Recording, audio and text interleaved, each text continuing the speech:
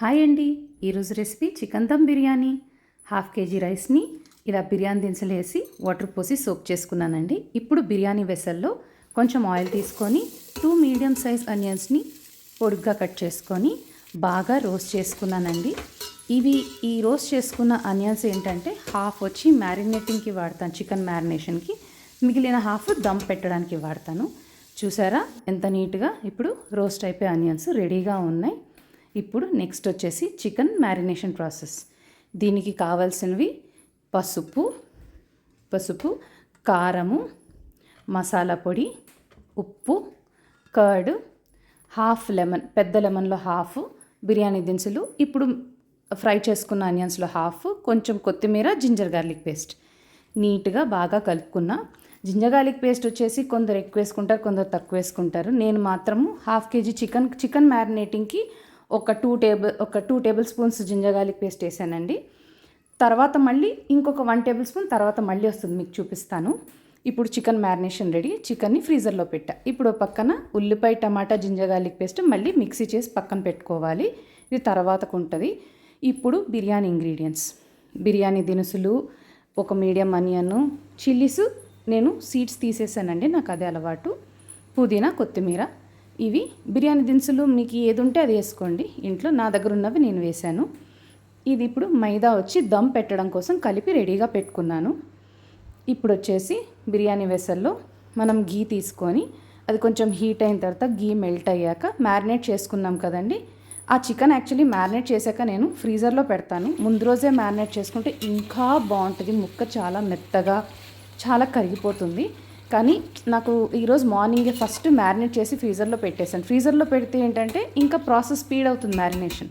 So అక్కడ పెట్టి ఇప్పుడు గీ వేడయ్యాక దీనికి వేసి బాగా కలుపుకున్నానండి.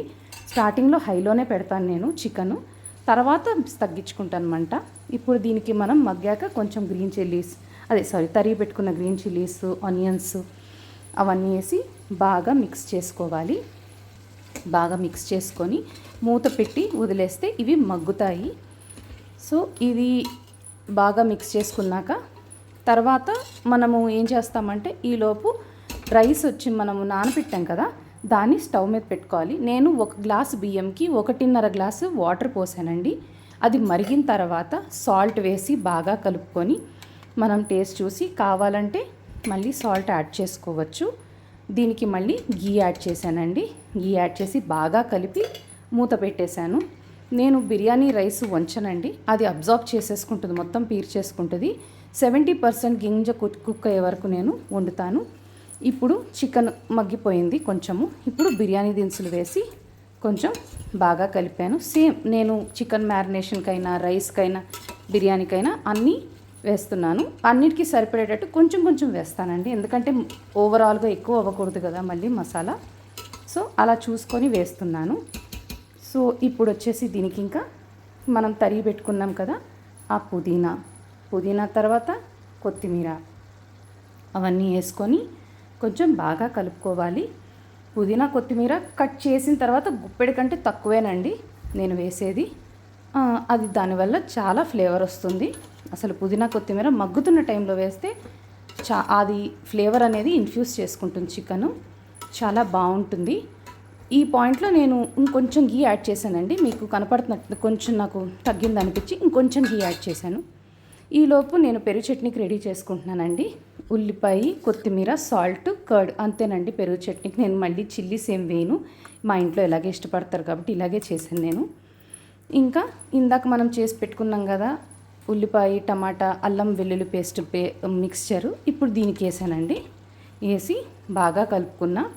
ఇప్పుడు ఈ చికెన్లో వచ్చే మెయిన్ గ్రేవీ వచ్చి ఈ పేస్ట్ వల్ల, కర్డ్, తర్వాత మనం ఫ్రై చేసి పెట్టుకున్నామే ఆనియన్స్ మ్యారినేటింగ్ అప్పుడు వేసాం, ఈ మూడిటి వల్ల గ్రేవీ థిక్నెస్ అనేది చాలా బాగా వస్తుంది, సూపర్ వస్తుంది అనమాట. సో అది మాత్రం ఇంపార్టెంట్. ఇప్పుడు చూసారా కొంచెం మగ్గింది. ఇప్పుడు కారం, మసాలా పొడి, పసుపు వేసి మళ్ళీ బాగా కలుపుకోవాలి. ఇది బాగా కలుపుకున్న తర్వాత మనము కొంచెం మూత పెట్టి వదిలేయాలండి. ఇప్పుడు సిమ్లో పెట్టి వదిలితే అది స్లోగా మసాలా కుక్ అవుతుంది. మసాలా కుక్ అయ్యేసరికి మొత్తం ఆయిల్ ఎప్పుడైతే వదులుతుందో మసాలా కుక్ అయినట్టు చూసారా, మొత్తం ఆయిల్ రిలీజ్ చేసింది. కలర్ కూడా ఎంత బాగుందో. ఇలా అయితే మసాలా కుక్ అయిపోయినట్టు ఇంకా రెడీ. ఇప్పుడు దమ్ పెట్టడానికి రెడీ చేస్తున్నానండి. ఒక స్టవ్ మీద నేను పక్కన ఐరన్ ప్యాన్ వేడి చేసుకుంటున్నా. తర్వాత దమ్ పెట్టేటప్పుడు బిర్యానీ పాత్ర నేను ఈ ఐరన్ ప్యాన్ మీద పెట్టి పెడతానండి. ఇప్పుడు ఈ కర్రీ ఉంది చూసారా, కర్రీలో హాఫ్ తీసి పక్కన పెట్టుకుంటున్నా. గ్రేవీ ముక్కలు దమ్ పెట్టాలి కదా, లేయరింగ్ కోసమని పక్కన పెట్టుకుంటున్నా. ఈ టైంలో మాత్రం మా పాప హెల్ప్ చేసిందండి. నా పక్కన నుంచొని అది ఫోన్ పట్టుకొని మరీ నుంచుని నాకు హెల్ప్ చేసింది చాలా. పాపం నాకు ఇంకా 2 హ్యాండ్స్ అవసరం కదా ఇక్కడ. సో అలాగనమాట. సో లేయరింగ్ స్టార్ట్ చేశాను. కింద layer, first layer chicken gravy అయిన తర్వాత నెక్స్ట్ లేయర్ వచ్చేసి రైస్ అనమాట. నేనైతే బాస్మతితోనే వండుతానండి. ఇక్కడ కర్ణాటక సైడ్ ఏంటంటే జీరా రైస్ అలా డిఫరెంట్గా చేస్తారు, కానీ ఆంధ్ర వాళ్ళంగా బాస్మతి అలవాటు, మాకు అదే ఇష్టం కూడా. సో ఇంకా లేయరింగ్ అలా వేస్తున్నాను. మొత్తం ఈక్వల్గా చేయాలండి. ఒక చోట ఎక్కువ ఒక చోట తక్కువ అలా వస్తే మళ్ళీ బాగోదు. సో అలా వేసిన తర్వాత మళ్ళీ ఇందాక ఫ్రై చేసుకున్నాం కదా ఆనియన్స్, అవి అందులో ఒక హాఫ్ వేసాను. హాఫ్ వేసి ఇంకా పుదీనా కొత్తిమీర కూడా కట్ చేసా కదా, అందులో హాఫ్ ఇక్కడ వేసానండి. ఇక్కడంతా వేసేసి అవన్నీ అలా వేసి మధ్యలో ఒక లేయర్ అయిపోయినట్టు. ఇప్పుడు నెక్స్ట్ లేయర్ స్టార్ట్. మళ్ళీ కర్రీ యాడ్ చేసుకుంటున్నా. అసలు గ్రేవీ ఎక్కువ అడిగే ఉండిపోయింది. కొంచెం గ్రేవీ ఇంకా తీసుకుంటే బాగుండు అనుకున్నాం, కానీ సరేలే ఇంకా అలాగా కానిచ్చేసాను. అని బాగుందండి. లాస్ట్కి అయితే టేస్ట్ సూపర్ ఉంది. ఇలాగా ఇప్పుడు ఇది చికెన్ కూడా వీలైనంత నీట్గా స్ప్రెడ్ చేసేసుకున్నాను. స్ప్రెడ్ చేసుకొని ఇప్పుడు మిగిలిన రైస్ కూడా లేయర్ పెడుతున్నాను. కొందరైతే 3 లేయర్స్ పెడతారండి. మరి నాకైతే 2 లేయర్స్కే అబ్బా అనిపించింది. 3 లేయర్స్ పెడతారు చికెన్ రైస్ అలాగా. ఎనీవే ఇప్పుడు ఇది మిగిలిన రైస్ కూడా వేసి నీట్గా స్ప్రెడ్ చేసుకుంటున్నాను. స్ప్రెడ్ చేసుకొని ఇంకా దీన్ని చెప్పానుగా ఇందాక సమానంగా చేసుకోవాలి. ఈలోపు నేను ఏం చేశానంటే పక్కన స్టవ్ మీద కొంచెం హాఫ్ గ్లాస్ పాలు, ఇందాక బియ్యం కొలిచాను కదా సేమ్ అదే గ్లాస్లో హాఫ్ గ్లాస్ పాలు వేడి చేసి పసుపు వేసి కలుపుకున్నానండి. నేను ఫుడ్ కలర్ అది వాడను. సో దాని బదులుగా పసుపే కరిగించుకొని మెల్ట్ అవుతుంది. చల్లపాలకేస్తే పసుపు కరగదు. సో వేడి పాలకేసి కరిగించుకొని అది వాడతాను. సో అది పక్కన పెట్టుకున్నా, అది లాస్ట్లో వేస్తాను. ఇప్పుడు దమ్కి ఇందాకట్లాగా మిగిలిన ఆనియన్స్, పుదీనా, కొత్తిమీర మళ్ళీ యాడ్ చేసాము. ఇదిగోండి పాలు, హాఫ్ గ్లాస్ పాలు. ఇదే కొలతతో రైస్ కొలిచాను ఇందాక. సో హాఫ్ గ్లాసు వేసానండి. ఇప్పుడు నేను ఇంకా దమ్ పెట్టేస్తున్నా. యాక్చువల్లీ గీ కూడా వేస్తారు లాస్ట్లో, కానీ నేను కుక్ చేస్తున్నప్పుడే వేసాను. సో టూ మచ్ అయిపోతుంది లాస్ట్లో, మరి ఆయిల్ అయిపోతుందని వేయలేదు, సరిపోతుంది అనిపించింది. సో ఇదిగోండి కలిపి పెట్టుకున్నాం కదా మైదా, దాంతో దమ్ పెడుతున్నాను నీట్గా, ఎక్కడ గాలి బయటికి రాకుండా. కొందరు వచ్చేసి అల్యూమినియం ఫాయిల్ పెడతారండి, కానీ నేను మైదానే పెడతాను. ఎందుకంటే అసలు ఇది పెట్టినప్పుడు ఏంటంటే దమ్ కుక్ అవుతున్నప్పుడు కూడా మంచి స్మెల్ వస్తుందండి. అది మైదా ఉడికిన స్మెల్ అంటారు కదా, చూడండి. దీన్ని ఇప్పుడు పెన్నం మీద పెట్టేసి హాఫ్ అన్ అవర్ దమ్ పెట్టాను నేను.